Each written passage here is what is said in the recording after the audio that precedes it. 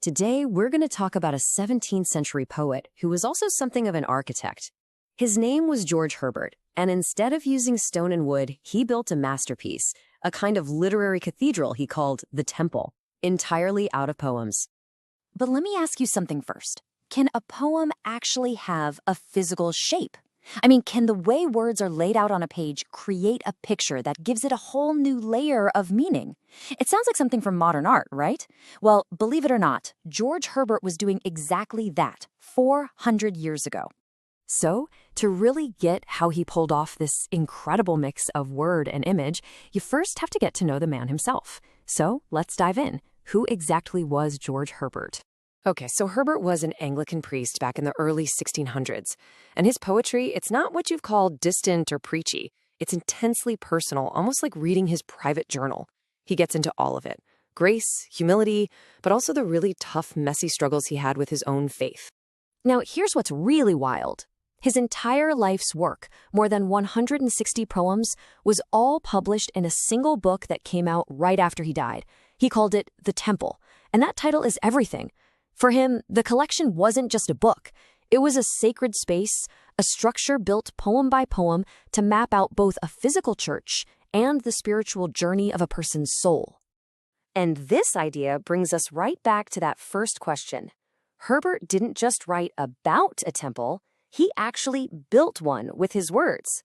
He was a true pioneer of what we now call concrete poetry. Poetry you don't just read, you actually see.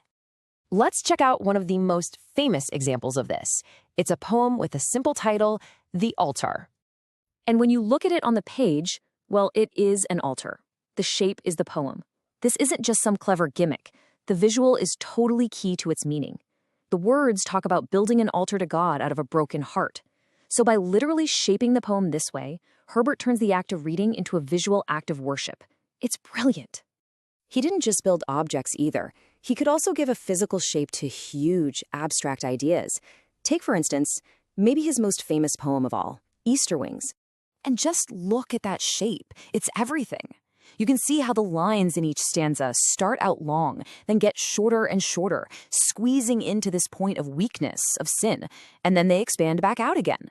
It's a visual journey that perfectly matches the poem's theme, falling from grace and then flying back toward God on the wings of faith.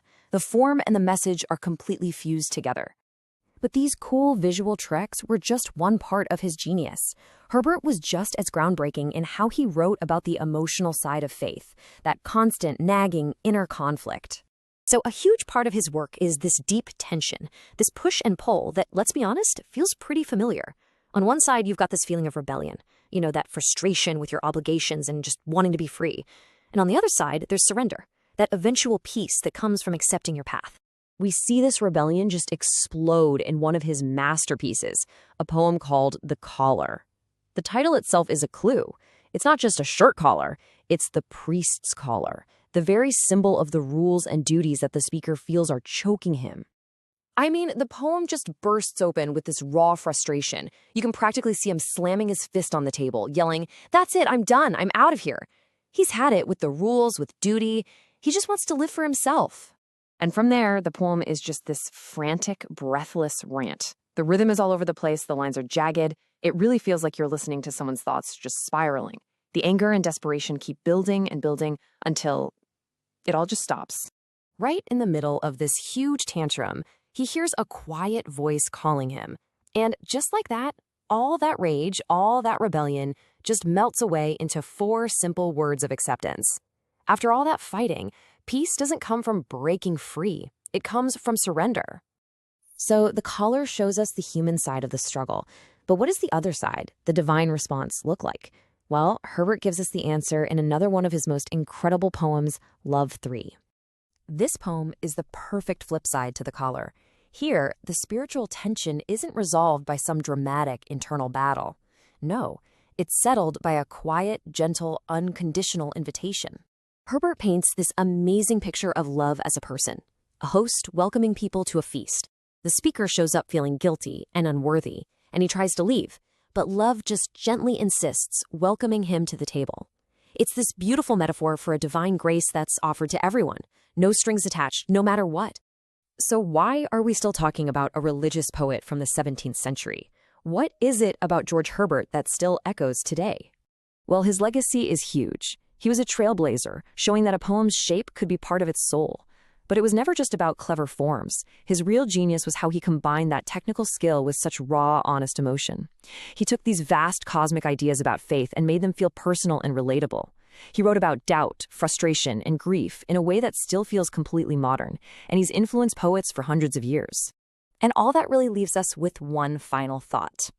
Herbert showed us that our deepest feelings, our struggles, and our joys could literally take shape on a page. So the question he kind of leaves behind for us is this: if you had to give your own feelings a shape, what would they look like?